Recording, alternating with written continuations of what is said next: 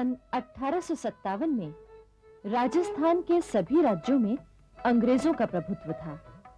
मारवाड़, मेवाड़, जयपुर, जोधपुर और कोटा में कंपनी के गवर्नर जनरल के प्रतिनिधि मौजूद थे। इन सब के ऊपर था एजेंट टू गवर्नर जनरल, जो अजमेर में रहता था। उस समय राजस्थान में अंग्रेजों की 6 छावनियां थीं।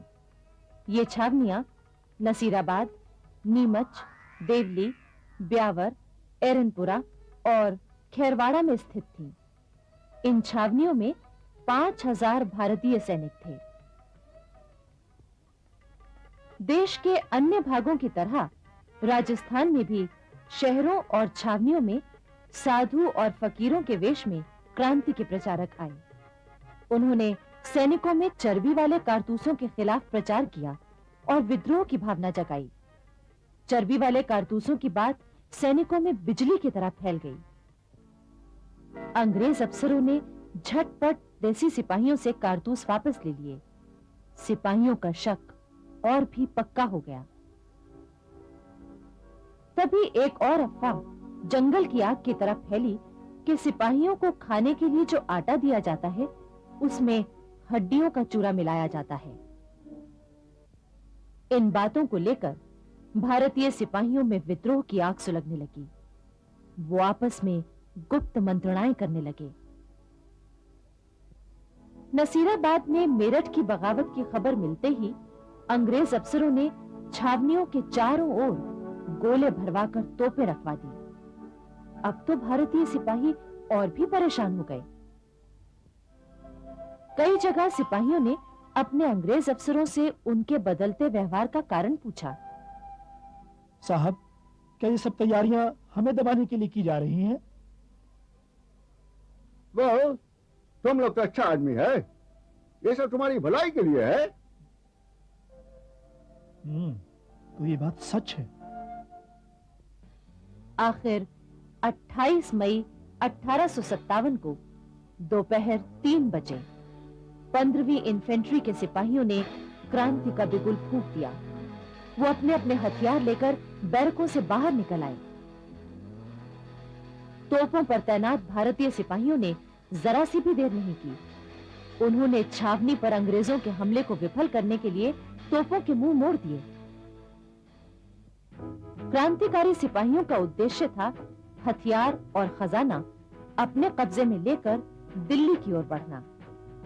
जोधपुर और जयपुर में उनका रास्ता रोकने वाले अंग्रेजों को मुंह की खानी पड़ी। उधर नीमच के क्रांतिकारी चित्तौड़, हमीरगढ़ और बनेड़ा स्थित अंग्रेजों के ठिकानों पर हमला करते हुए दिल्ली की तरफ चल दिए। निम्बाहेड़ा की जनता ने उन्हें भोजन रसद आदि दी। उधर एरनपुरा की सैनिक टुकड़ी जब मारवाड़ के रास्ते दिल्ली की ओर बढ़ी तो आउवा के ठाकुर कुशाल सिंह भी उनके साथ हो लिए। उन्होंने बिथोरा नामक स्थान में कर्नल हीथ को हराया। 18 सितंबर 1857 को राजस्थान के agent to governor general George Lawrence के साथ आउवा में एक बार फिर टक्कर हुई। जॉर्ज लॉरेंस हार गया और क्रांतिकारी दिल्ली की ओर बढ़ गए। उधर भरतपुर में महाराजा ने विद्रोही सेना का रुख देखते हुए अंग्रेज अफसर मेजर मॉरिसन को सलाह दी कि वो भरतपुर छोड़कर चला जाए। मजबूर मॉरिसन 8 जुलाई 1857 को चला गया। 11 जुलाई 1857 को अलवर में भी विद्रोह छिड़ गया। अलवर और आसपास के गांवों की जनता भी सिपाहियों के साथ हो गई। उसने आग में घी का काम किया। जयपुर में नवाब विलायत खां, मियां उस्मान खां और सादुल्ला खां की क्रांति योजना विफल हो गई और उन्हें बंदी बना लिया गया। इसी समय टोंक की सेना ने भी विद्रोह कर दिया। नीमच से आए क्रांतिकारी सिपाहियों के साथ मिलकर नवाब से धन वसूल किया और फिर दिल्ली की ओर चल पड़े। मेवाड़ के असंतुष्ट सामंत गुप्त रूप से राजस्थान की क्रांतिकारी सेनाओं की लगातार मदद करते रहे। वहां विद्रोह भड़कने की पूरी आशंका थी। क्रांतिकारी सिपाही जब दिल्ली पहुंचे तो अंग्रेजी सेना ने दिल्ली पर घेरा डाला हुआ था। क्रांति दल ने पीछे से हमला बोल दिया। अंग्रेजों को हटना पड़ा। राजस्थान में सन 1857 की क्रांति का एक महत्वपूर्ण केंद्र था Kota. Political agent major Burton ने महाराव से कहा कि वो जयदयाल, रतनलाल और जियालाल नामक अधिकारियों को उसके हवाले कर दें। इस बात पर भारतीय सिपाहियों और अंग्रेजों में मारकाट छिड़ गई। मेजर बर्टन और उसके दोनों बेटे भी मारे गए। इतिहासकार लिखते हैं कि कोटा के क्रांतिकारी इतने जोश में थे कि उन्होंने मेजर बर्टन का सिर काटकर पूरे शहर में घुमाया। किंतु इसके बाद अंग्रेजों ने कोटा के विद्रोह को दबाने के लिए दमन चक्र चलाया। 1857 की क्रांति की लपटें सारे देश में बराबर फैलती जा रही थीं। देश का मध्य भाग भी विद्रोह की आग में जलने लगा था।